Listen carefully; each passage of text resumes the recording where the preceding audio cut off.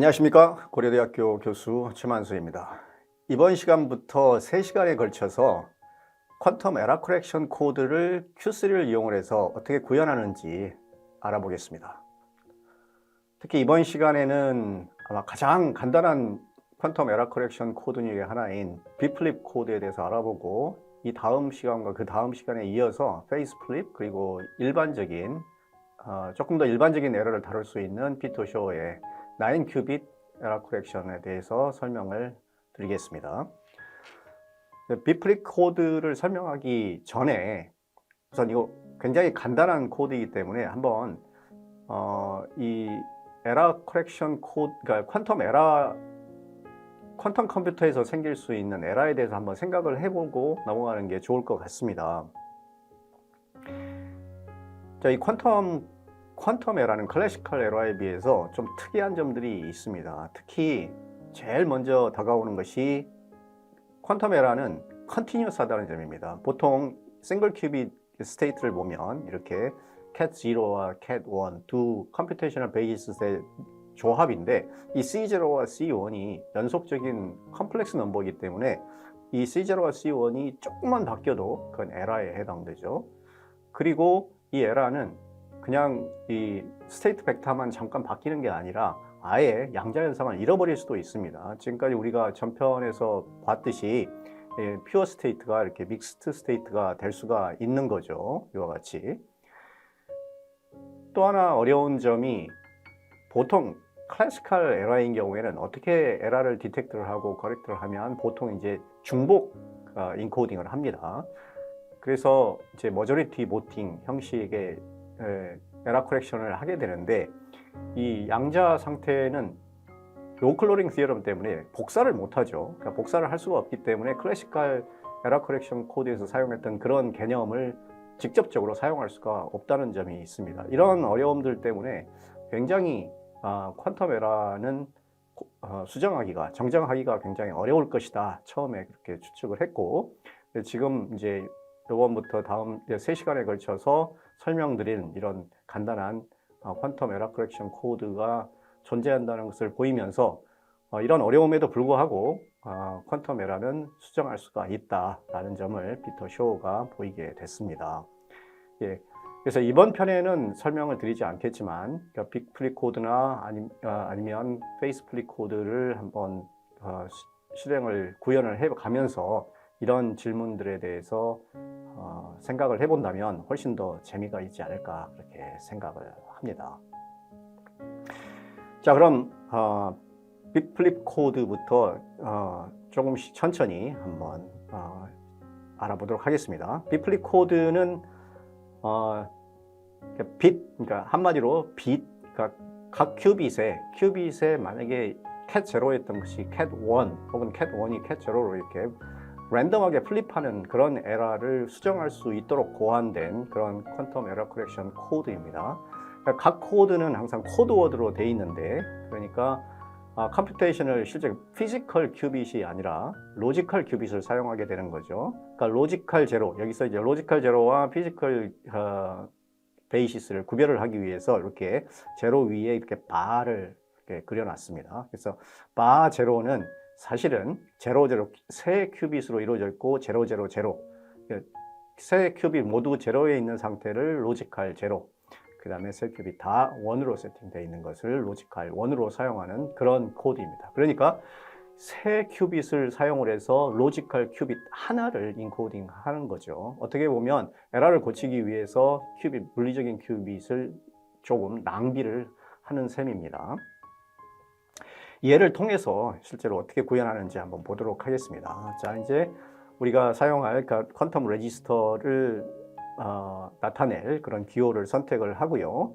그 다음에 이제 우리가 보호를 하고 싶은 양자 상태를 한번 가정을 해 보겠습니다. 일반적인 이런 상태입니다. cat0와 cat1이 일반적인 중첩된 상태인 게 C0와 C1이 이제 컴플렉스 넘버죠.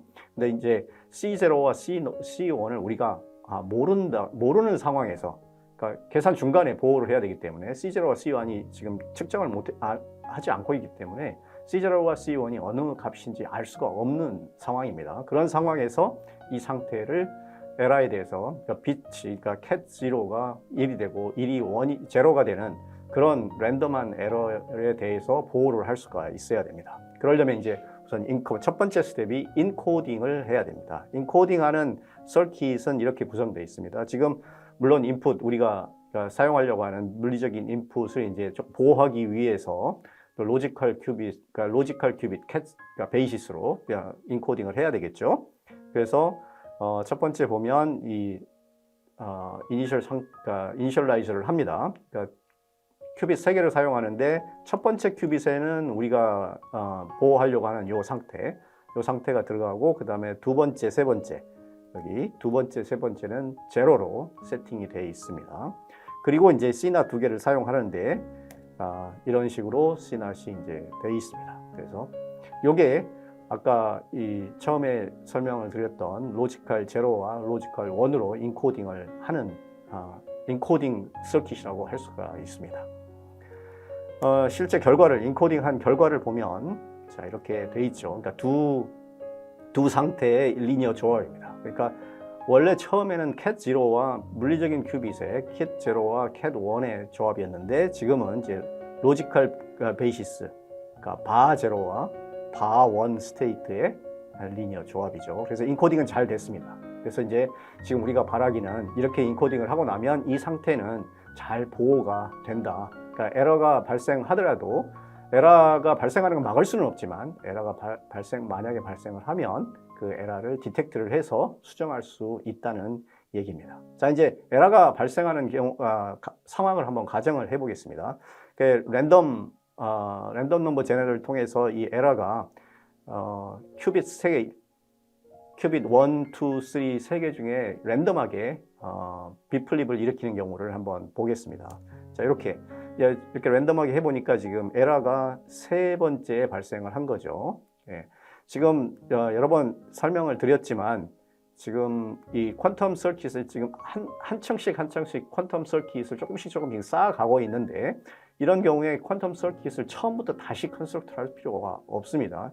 이미 위에서 인코딩 서킷을 우리가 구성을 해놨기 때문에 다시 처음부터 구성할 게 아니라 그걸 이렇게 퀀텀 서킷 안에 넣어주면 이렇게 QC 어떤 변수에 저장을 한 다음에 그 변수가 다시 넣어주면은 Q3가 알아서 처음부터 빌드업을 해줍니다. 그래서 이렇게 돼 있습니다.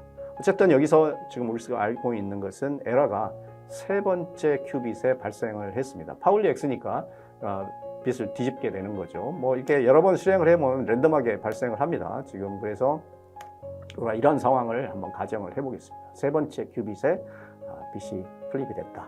그러면 이게 아까 인코딩한 스테이트에 어떤 일이 일어나는지 보겠습니다. 물론 인코딩한 상태에서 이제 피지컬한 큐빗 세 번째 큐빗에 에러가 발생을 했으니까 거기만 제로가 1로 1이 제로로 바뀌었겠죠. 이렇게 실제로 자 여기 원래 0였는데 처음에 에러가 발생하기 전에는 근데 그게 1로 바뀌었죠. 그 다음에 1이어야 되는데 제로로 바뀌었습니다. 자 이렇게 이런 상황인데 자 이게 이제는 그 다음에 할 상황은 뭐냐면 에러가 발생을 했는데 이 에러가 발생하는 걸 막을 수는 없었습니다. 그런데 이제 이 에러를 디텍트를 해서 어디서 우선 에러가 발생했는지 안 했는지 그 다음에 어디서 발생을 했는지 어떤 종류의 에러가 발생했는지를 찾아야 됩니다. 그런데 지금 상황은 어떤 에러가 발생했는지는 이미 알고 있습니다. 그러니까 파울리 X가 작용을 해서 빗플립밖에 일어나지 않죠. 종류는 이미 고정되어 있습니다. 여기서는 다만 우리가 알 수가 없는 것은 어느 세 개 중에 어떤 빗에서 에러가 발생했는지를 알 수가 없죠. 그걸 디텍트를 해내야 됩니다. 그래서 이제 그 다음 과정이 가장 중요한 과정이라고 할 수가 있는데 에러 디텍션 스텝입니다. 에러 디텍션을 하려면 이렇게 G1과 G2를 곱한 거 이런 걸 이렇게 파울리 오퍼레이터를 서로 다른 큐빗에 작용하는 파울리 오퍼레이터를 곱한 거 이런 것을 파울리 스트링이라고 부릅니다. 나중에 다시 정의를 하겠지만 또 이렇게 G2와 G3 그러니까 첫 번째와 두 번째 큐빗의 G를 파울리 G를 측정을 해서 곱한 거에 해당되죠. 예. 자 그래서 측정을 보면 여기 측정을 이렇게 했습니다. 첫 번째, 두 번째 작용하는 파울리지를 곱해서 그 곱한 값을 측정하는 거, 곱한 오퍼레이터를 측정을 하는 겁니다.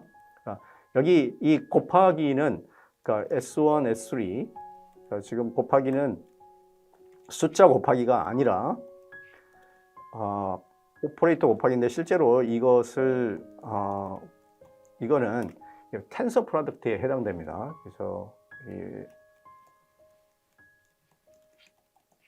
지금은 큐빗이 3개니까 이렇게 GGI에 해당되죠.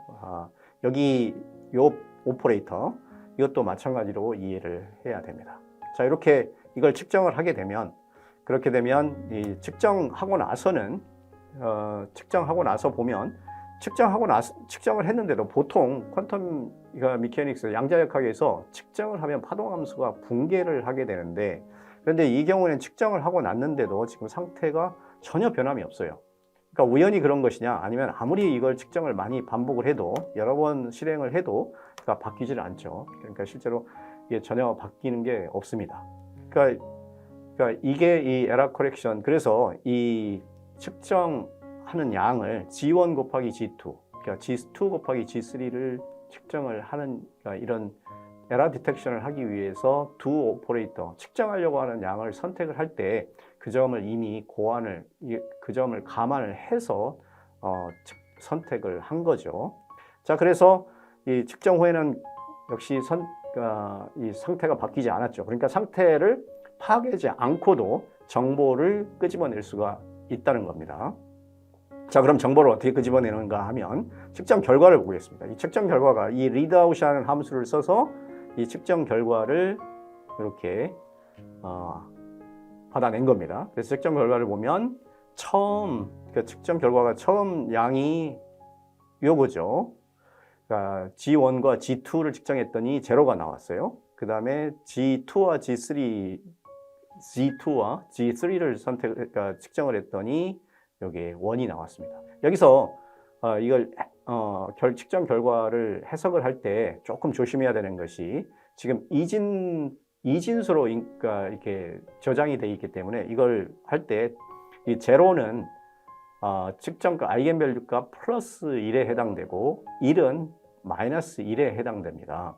그래서 자 보면 여기 G1과 G2 그러니까 G1과 G2를 측정을 하면 여기 제로고 제로이기 때문에 둘 다 아이겐밸류 1이죠. 그래서 곱하면 1입니다. 그래서 여긴 1이고 1도 마찬가지로 마이너스 1, 마이너스 1인데 두 개 곱하면 마이너스 1이죠. 그래서 둘 다 측정 결과가 G1, G2를 하면 둘 다 측정 결과가 1이기 때문에 제로가 나오는 거고 그 다음에 제로 1은 이건 원래 아이겐밸류 값을 플러스 마이너스 1로 하게 되면 1 마이너스 1이죠. 그래서 두 개 곱하면 마이너스 1입니다.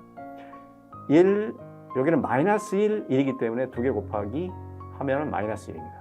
그래서 마이너스 1이 나옵니다. 그래서 그걸 다시 이진법으로 다시 바꾸면 1이 되게 되는 거죠. 그래서 이런 결과가 나왔습니다. 그래서 여기서는 빛이 뒤집히지 않았고 여기서 뒤집혔구나. 원래는 여기도 1이 나와야 되는데 지금 여기 뒤집혀서 1이 나왔구나 하는 것을 알 수가 있습니다. 그래서 이렇게 해서 이게 두 번째 중에서 둘 다 같으니까 둘 중에 하나죠. 둘 다 뒤집어졌거나 아니면 안 뒤집어졌거나 하는데 뒤에 보면은 둘 중에 하나만 뒤집었으니까 이 두 가지 상황을 종합을 해보면 에러가 세 번째에서 발생을 했구나 라는 걸 알 수가 있습니다. 하나만 더 해볼까요? 얘를 위에 올라가서 에러가 조금 다른 경우 한번 여기 중간에 일어나는 경우에 한번 해보겠습니다.